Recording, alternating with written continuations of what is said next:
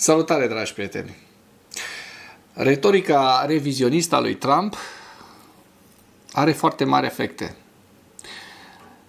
Mulți jurnaliști îl întreabă dacă această retorică și faptul că declară că își dorește cu atâta ardoare Groenlanda și toate demersurile pe care le face în acest sens, ați văzut în acest weekend.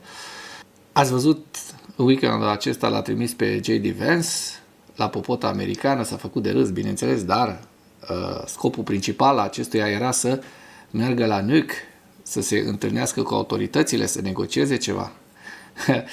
Autoritățile groenlandeze nici n-au vrut să audă de așa ceva, nici măcar nu i-au oferit o fereastră de negociere, o mică,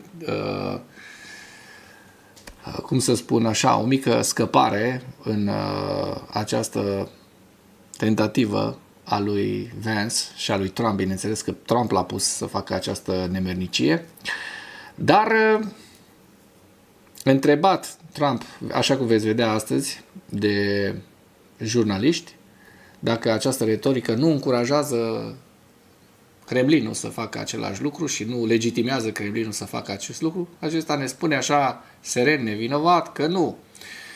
Dar bătălia pentru Statele Unite ale Americii și pentru economia sa, care, după părerea mea, se va prăbuși dacă acest Donald Trump rămâne 4 ani la Casa Albă, este anunțată de mai multe voci, chiar voci economice din Statele Unite ale Americii, și astăzi vreau să vă prezint un lucru foarte, foarte interesant. Cei de la circuitul Economic Circuit spun că America nu va supraviețui. Empires don't collapse in an instant. They rot from within. Slowly at first, decay hidden beneath the surface, until one day the foundation gives way. The United States has spent decades building an economic system that, for better or worse, became the backbone of global trade, finance, and stability. The dollar became the world's currency. American markets set the tempo for the... Să vă las filmulețul între timp ce o să vă și spun niște lucruri. O să vă traduc în bună parte acest material care mi s-a părut foarte, foarte interesant. Aceștia spun că America s-ar putea să nu reziste, nu, eu spun că America s-ar putea să nu reziste celui de-al doilea mandat al lui Trump. Jurnaliștii aceștia spun că America nu va rezista celui de-al doilea mandat al lui Trump. Deci eu sunt un pic mai, hai să zic un pic mai echilibrat, da? Ok? Și au 5 puncte în susținerea acestui lucru. Jurnaliștii americani spun: Donald Trump a accelerat destrămarea sistemului de globalizare construit de către Statele Unite ale Americii în ultimele decenii, prin impunerea de tarife vamale generalizate de 10% pentru toate importurile și penalitățile suplimentare pentru rivali strategici precum China. Trump a forțat companiile americane să repatrieze producția. Consecința, o izolare economică progresivă și realinierea piețelor globale fără implicarea Statelor Unite. China investește în inițiativa Belt and Road, iar Uniunea Europeană încheie acorduri comerciale independente cu Asia și America Latină. Țările BRICS, inclusiv Arabia Saudită, își reduc dependența de dolar, iar tranzacțiile în yuan și ruble se extind. Tarifele lui Trump nu au întărit economia, ci au amplificat inflația și au slăbit relațiile comerciale strategice. Capcanele 2. Capcana tarifelor autosabotaj economic. Impunerea unei taxe vamale universale de 10% a crescut prețurile la produse de bază, automobile, medicamente, alimente. Fermierii americani au fost loviți dur. Exporturile de soia către China nu s-au mai redresat după primul război comercial. Al doilea val tarifar poate fi fatal pentru agricultură. În plus, industriile auto și de retail avertizează deja asupra creșterii prețurilor și concedierilor.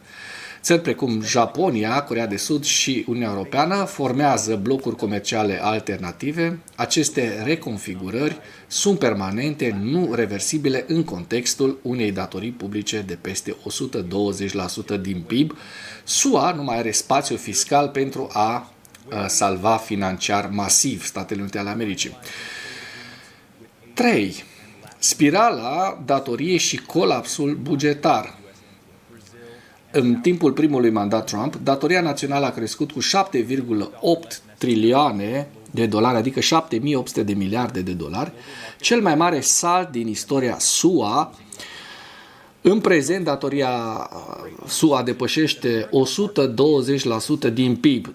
Dobânzile plătite de către guvernul american depășesc $1 miliard pe zi. Trump intenționează să extindă reducerile de taxe pentru bogați, să investească în infrastructură și să folosească tarifele ca sursă de venit. Însă tarifele contractă economia, nu o extind, iar veniturile fiscale scad. China, Japonia își reduc achizițiile de titluri de stat americane, iar Arabia Saudită investește în aur și alte valute. Încrederea în bonitatea financiară a SUA se erodează accelerat. Vedem foarte bine și ce s-a întâmplat pe bursă în ultimul timp, pentru că au scăzut și principalii indici bursieri americani destul de mult și nu se întrevede o revenire a acestora, ci o adâncire a scăderii. 4.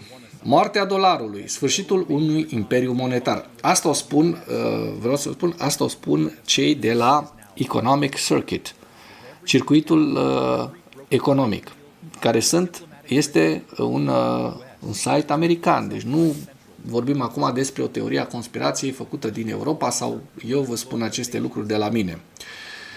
Statutul dolarului ca monedă de rezervă globală este pus în pericol de către politicile lui Trump. Comerțul global începuse deja să se diversifice, iar politicile de izolare și protecționist au accelerat procesul. China și Rusia tranzacționează direct în yuan și ruble, Arabia Saudită acceptă plăți pentru petrol în yuan. Dacă băncile centrale globale își reduc rezervele în dolari, capacitatea SUA de a finanța deficitele prin împrumuturi ieftine va dispărea. Când dolarul își pierde statutul de rezervă globală, SUA va trebui să plătească dobânzi mai mari pentru a atrage capital, ceea ce va declanșa o criză economică sistemică fără precedent. 5. Scenariul colapsului brusc. Cifrele financiare nu evoluează lent, ele izbucnesc rapid. Într-o zi, piețele funcționează normal, iar în ziua următoare, investitorii intră în panică, dobânzile cresc, iar guvernul nu mai poate controla situația. Dacă Trump continuă să cheltuiască nelimitat și să împrumute fără precauție, SUA vor experimenta aceeași tip de colaps financiar care a distrus și alte mari imperii, Roma, Marea Britanie, după al doilea război mondial, sau URSS. Diferența este că în cazul american acest colaps ar putea avea loc în doar 4 ani, durata unui mandat prezidențial, nu în decenii. Bun.